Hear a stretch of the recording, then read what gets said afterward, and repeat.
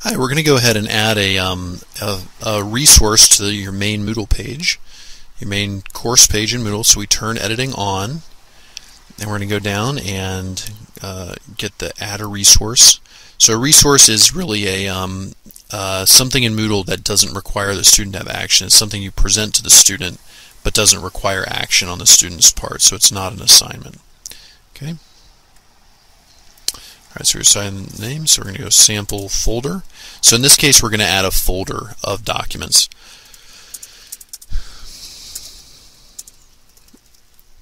So I put this is a sample folder resource. Okay, now a folder has a very similar interface to the file resource interface. So basically what this is we can display a group of files all at the same time. So let's say that we want to just display a couple of these PDFs from the anatomy and physiology course. Okay, so remember these are things that I uploaded into my private files.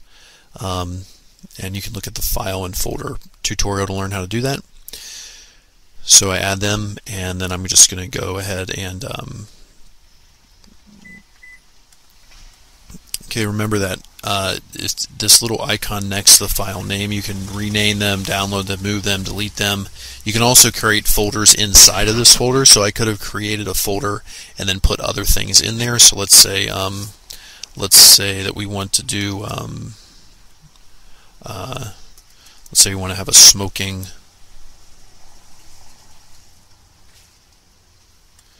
or let's actually I'm forgetting which sample files were over there. Let's say we want to have a systems folder. I can click into that folder and then I can add things to that folder. Okay, so let's say I select this folder. Okay, so then we can go back up to files, or we can go into the systems folder. Okay, so let's go take a look at how, now that we've created our file, or I'm sorry, our folder, let's go in and take a look at how it's going to be displayed to students. Okay, so we got our page here. Let's go up and turn editing off.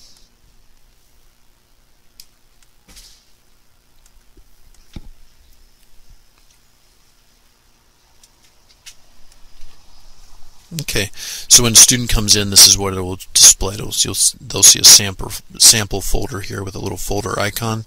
If they click into that, you'll have basically the folders that you created will have this little plus and minus symbol on it, so that they can be displayed there. And then you'll have the rest of the files that you showed. So this would be a good example of if you needed to have multiple files for a single lesson.